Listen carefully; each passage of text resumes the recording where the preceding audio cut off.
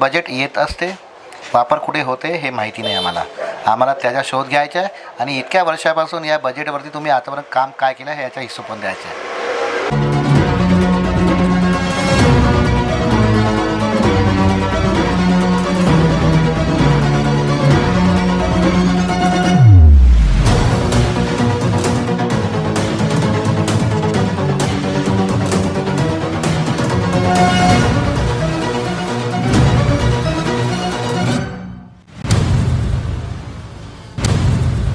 सर्वांना जय भीम. मी रोशन चंद्रभान डोंगरे, उत्तर नागपूर विधानसभामध्ये प्रभाग क्रमांक 9 आम आदमी पार्टीचं अधिकृत उमेदवार प्रभाग क्रमांक 9मध्ये मधून उमेदवारी लढत आहे आणि आम आदमी पार्टीचे चुनाव चिन्ह झाडूवरती मी लढत आहे. तर आपण बघतोय की आता म्हणजे आपण डोर टू डोर प्रचार करून जस्ट आलेलाच आहात, तर आपल्याला काय वाटतं जेव्हा तुम्ही सगळ्यांशी संवाद साधता तर प्रामुख्याने जेव्हा लोकांशी बोलतात असे कोणते इश्यूज आपल्याला आपल्या वॉर्डमध्ये दिसतात की जे तुम्हाला म्हणजे वाटतं की मी निवडून आलं नक्की याच्यावर बंद करेल? सर्वात अगोदर तर आम्ही घरोघरी जाऊन लोकांना आपलं पॉम्पलेट आणि विचारधारा सांगत आहे. ज्या कोणा व्यक्तीला आम आदमी पक्ष माहिती आहे ते आमचं स्वागत करत आहेत आणि तुम्ही नक्की ज्या पक्षाला महाराष्ट्रामध्ये किंवा नागपूरमध्ये आणा. या पक्षाची खरंच गरज आहे. देशामध्ये वातावरण खराब झालेलं आहे. आता हा एक पक्ष आहे जो काम करत आहे, लोकांच्या हितासाठी काम करत आहे, लोकांच्या मूलभूत गरजेसाठी कामं करत आहे. तर लोकांचं स्वागत आहे आणि आम्ही ज्या काही लोकांच्या घरी गेलेलं आहे काही समस्या सांगितलेलं आहे आम्हाला. जे काही गटर लाईन आहेत, नाल्याच्या समस्या आहेत, कुठे तर पाण्याची व्यवस्था व्यवस्थित नाही, पिण्याच्या पाण्याची व्यवस्था नाही आहे आणि काही ठिकाणी आम्ही गेलो आहे तिथे आतमध्ये जायसाठी रस्ता नाही आहे व्यवस्थित.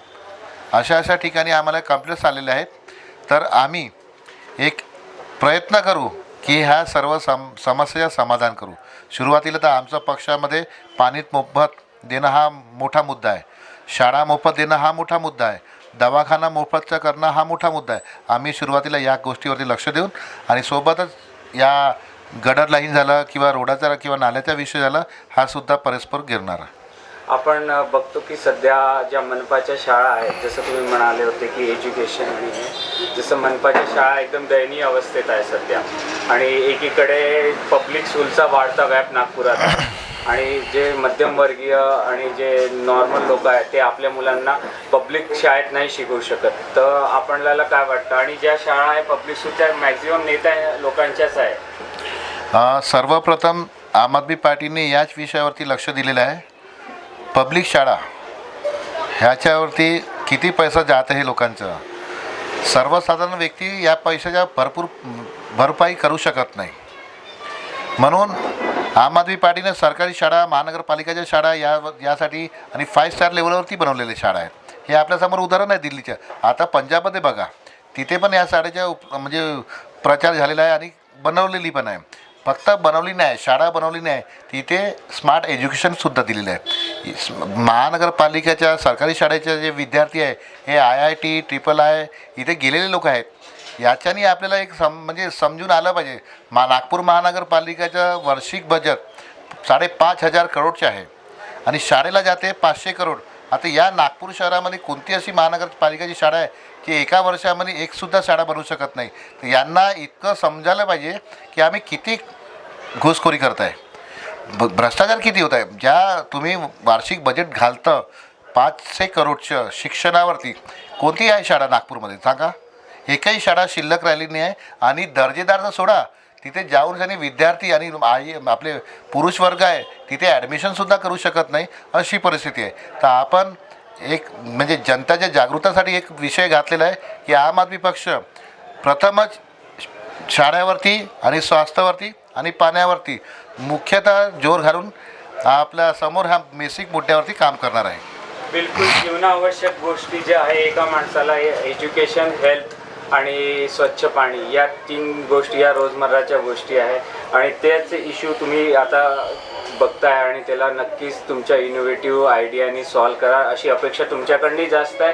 कारण की तुम्ही युवा आहे, इनोव्हेटिव्ह आयडिया पक्षाच्या तशाही तुमच्या राहायला एक मॉडेल आहे. आणि फक्त असे दोन कोणते इश्यू आहेत की तुम्ही जसं निवडून आल्यावर सगळ्यात पहिले प्रायोरिटी बेसिसवर त्याच्यावर वर्क करा? सर्वात अगोदर मग आमचा मुद्दा एकच आहे, पिण्याच्या पाणी जो सोप्या पद्धतीने होऊ शकते. आणि दुसरा मुद्दा आहे सरकारी शाळा, महानगरपालिकेच्या शाळा. कारण की बजेट येत असते, वापर कुठे होते हे माहिती नाही आम्हाला त्याचा शोध घ्यायचा आहे. आणि इतक्या वर्षापासून या बजेटवरती तुम्ही आतापर्यंत काम काय केलं हे याचा हिशोब पण द्यायचा आहे. नक्कीच. आणि आपण अजून एक इश्यू बघतो की नागपुरात सर्वत्र एक चर्चा आहे, विकास विकास विकास विकास. नागपूरचा खूप विकास होत आहे असं आपण ऐकतो, पण जेव्हा पश्चिम नागपूर आणि उत्तर नागपूर या दोघांना कम्पेअर केलं जातं तर असं वाटतं की विकास हा पार्शल आहे, एका साईडलाच आहे. त्याला इकडे यायचा रस्ता बहुतेक कोणी दाखवला नसावा. विकास आपण फक्त रोडावरती पाहत आहे, लोकांच्या बेरोजगारी पण पाहिलं पाहिजे, ते सुद्धा विकासाचे काम होते. जर तुम्ही सक्षमपणे आपला घर परिवार पालवू शकत नाही तर विकास कशाचा आहे? तुम्ही आपल्या मुलाला खाऊ नाही घालू शकत आहात तर कशाचा विकास आहे? लोकांच्या हितासाठी पक्ष बनते, लोकतंत्र आहे, तर लोकांचा विकास म्हणजे आपला विकास, रोडाचा विकास म्हणजे विकास नाही. मी आपल्याला सांगू इच्छित आहो की उत्तर नागपूर विधानसभामध्ये 5 टाईमचे आमदार आलेले आहेत आणि परस्पर एका वर्गाचे उमेदवार आलेले आहेत. आपण जर 5 वर्षामध्ये 5 टाईमच्या इलेक्शनमध्ये आपण काही सुखसुविधा देऊ शकत नाही तर आपण बोलायचा पण अधिकार नाही आहे. सर्वच प्रकारच्या टॅक्स देते लोक सर्वच प्रकारच्या टॅक्स देत आहे, परंतु टॅक्स दिल्यानंतरही रिलॅक्स नाही आहे.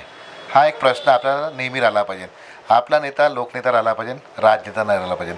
इतकी अपेक्षा करतो आपल्या न्यूज चॅनलच्या माध्यमातून की हे लोकांपर्यंत पोहोचलं पाहिजे की आता सध्या लोकतंत्र थोडा शिल्लक आहे, त्याला वाचवून ठेवा आणि जो पक्ष खरा काम करत असाल त्याच्या निवड करा. धन्यवाद. नक्कीच.